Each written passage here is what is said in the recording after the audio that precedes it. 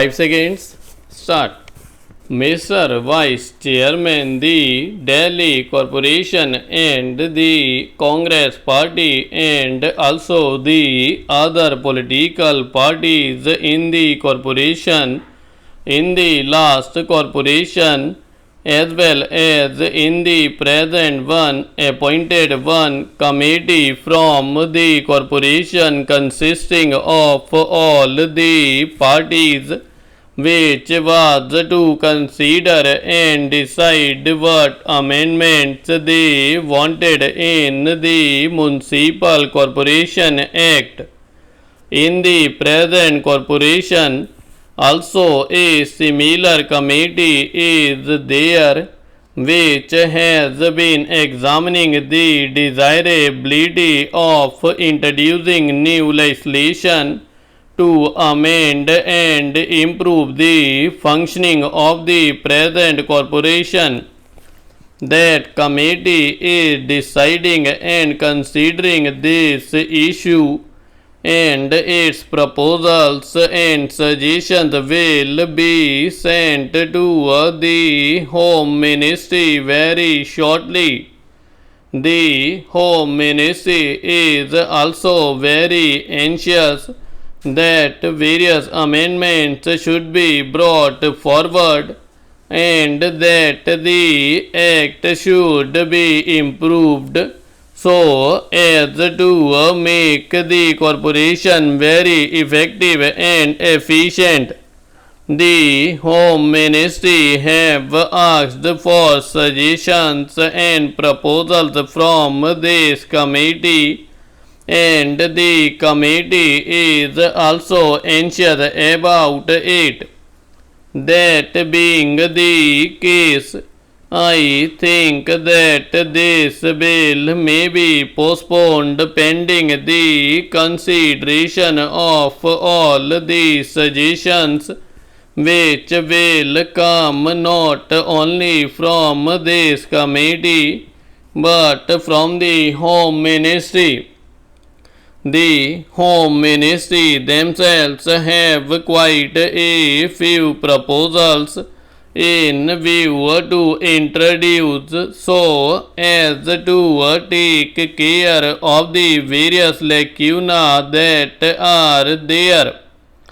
Also, this committee of the corporation and the Congress Party in Delhi as well as other political parties in Delhi are anxious to make their suggestions.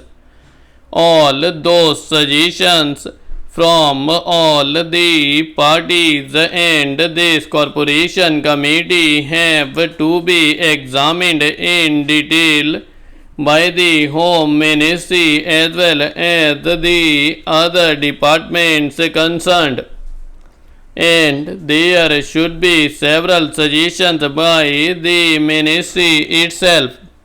So, when all those proposals come, then I think the whole bill should be taken up, and one complete comprehensive bill should be introduced to take care of all the difficulties, shortcomings and defects that there are in the Municipal Corporation Act.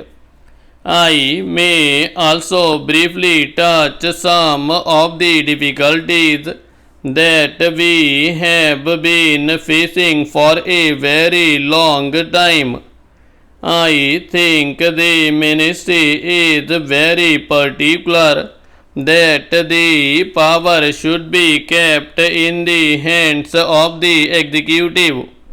All the chairmen are also absolutely helpless, so much so that this is a common talk among the members in the corporation, among the members in the Congress Party, who have to run some of the show of the corporation. The chairman cannot even call for a file concerning the particular department of which he is the chairman, whether it is the Water and Sewage Board or the Transport Authority or the Medical Committee or the Health Committee or the Education Committee.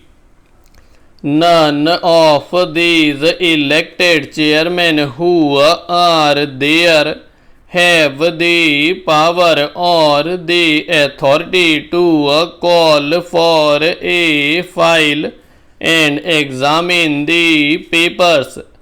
A conversation was going on among the members concerning this problem as to how to handle the affairs of their departments. If they could not look at a file or examine it, one suggestion made was that the mayor might call for the file and the chairman might go to his office and look at the file, and then the mayor might return the file. I think it is a very ridiculous situation where you have all the 80 people sitting in that corporation hall with no powers at all. When the bill was passed and the corporation was established, I am very sorry to say it was a very nice toy given to the people of Delhi with which they might strike their heads, over which they might quarrel and fight and deteriorate the whole business. It is because they have nothing to do. They have no powers. Then, as our experience goes to show, the machinery of the government is generally not so cooperative.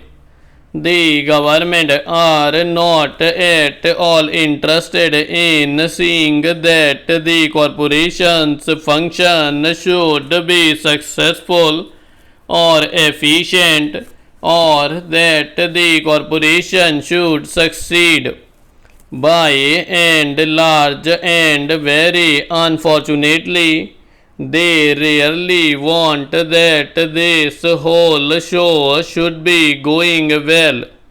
They just as well want to enjoy the failures of the corporation and laugh over them and even propagate the failures everywhere in public and in private here and there.